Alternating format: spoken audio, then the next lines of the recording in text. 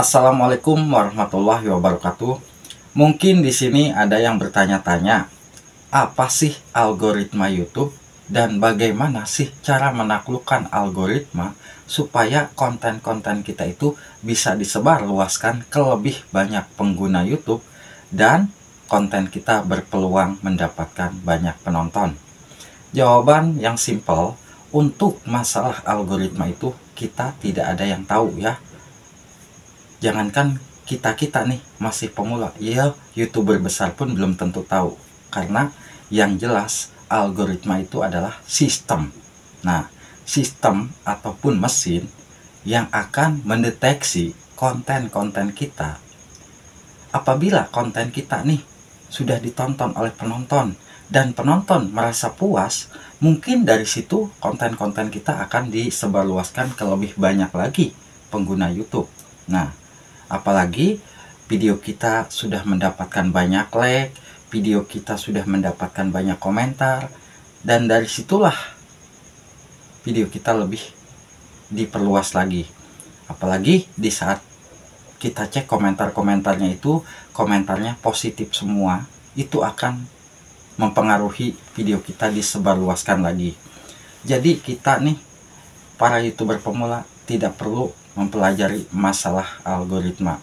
Yang perlu kita pelajari adalah isi konten kita. Masalah algoritma supaya bisa menaklukkan, yaitu tadi kita sendiri yang akan bisa menaklukkan. Seberapa konsistenkah kita upload kontennya, seberapa baguskah di saat kita upload konten sehingga penonton merasa puas. Dari situ kita akan bisa tahu, oh ternyata konten ini yang mungkin lebih disukai oleh penonton, yang mungkin harus kita bikin kembali. Dari situ pun kita bisa tahu kok. Masalah algoritma itu belakangan lah. Yang penting kita bisa mengoreksi isi channel kita sendiri ya, yang bisa mengubah dan bisa lebih lagi memperluas konten-konten kita kepada para pengguna YouTube di luaran sana. Kalau kita konsisten upload, di saat upload konten kita tetap menentukan jam waktu uploadnya, dan di saat kita upload konten kita tidak berubah-ubah tema, yaitu kan penonton akan terus mengikuti channel kita. Nah, dari situlah pelan-pelan konten kita akan lebih diperluas dan akan mendapatkan banyak penonton alami masuk ya. Coba perhatikan, kalau saat ini sahabat-sahabat semua tahu ya, untuk video panjang memang penyebaran kontennya sangat sempit. Untuk video short mungkin penyebarannya lebih mudah. Kenapa?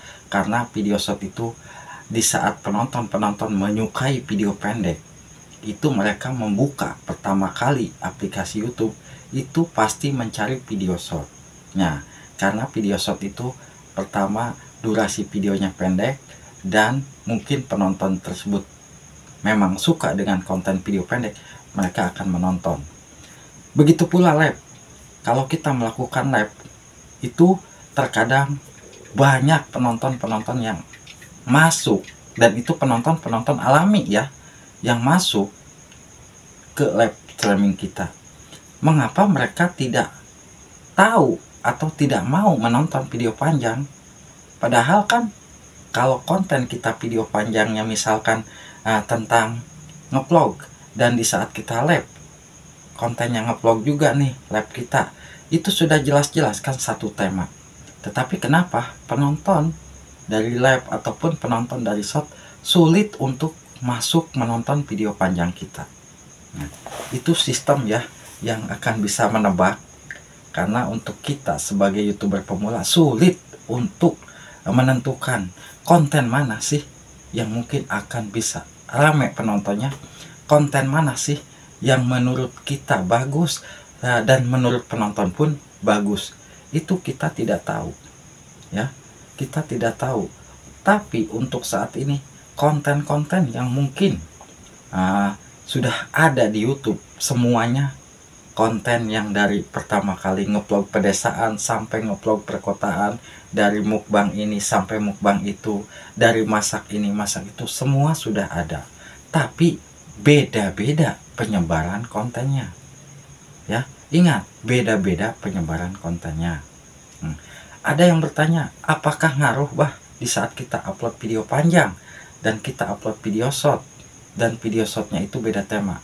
Jelas ngaruh ya, karena mungkin kalau video panjang kita tidak satu tema itu, ya sulit penonton video short masuk ke video panjang kita, sehingga yaitu tadi video short kita rame, video panjang sepi. Mungkin di channel Abah tuh, channel Geboy, sahabat semua perhatikan, video panjang tutorial YouTube, tapi konten shortnya mukbang. Kenapa?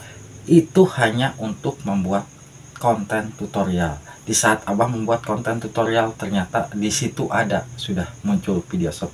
Nah itulah ya, untuk sahabat-sahabatku, karena yang jelas untuk saat ini, untuk masalah algoritma itu tidak akan bisa mendongkrak sampai mana sih untuk masalah algoritma, karena yang akan bisa membuat channel kita berkembang, saya yakin dari isi kontennya ya.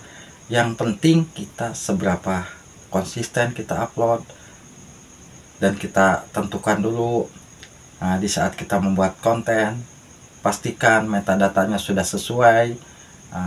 Jangan sampai thumbnail, judul tidak sesuai, itu pun akan mempengaruhi. Bahkan banyak penonton-penonton yang masuk ke konten kita, mereka nantinya akan kecewa, dan akhirnya komentar-komentar di video kita akan spam ya. Ya mungkin komentarnya dibilang tidak sesuai dengan isi kontennya. Itu yang akan mempengaruhi konten kita. Jadi bilang clickbait itu ya, karena kita tahu apabila kita membuat, di saat kita membuat judul tetapi tidak sesuai dengan isi kontennya, itu pun mempengaruhi ya. Jangan salah. Jadi yang jelas untuk kita sebagai konten kreator yang masih pemula, cukup pelajari aja isi konten kita, dan teruslah koreksi isi di dalam channel kita itu. Kekurangan dan kelebihannya kita bisa tahu. Oh mungkin kekurangannya di channel saya ini karena kita tidak konsisten uploadnya. Oh mungkin di channel kita itu kontennya kurang begitu bagus. Nah itu bisa kita tahu kok sebetulnya ya. Kita pelajari aja dari situ, dan nanti pelan-pelan mungkin bisa berkembang. Karena jujur Abah pun di sini ya, sebagai pemula juga, yang saya lakukan hanya bagaimana sih saya tetap konsisten untuk upload, walaupun kontennya sepi, walaupun kontennya ramai, tetap upload di jam sekian. Wassalamualaikum warahmatullahi wabarakatuh.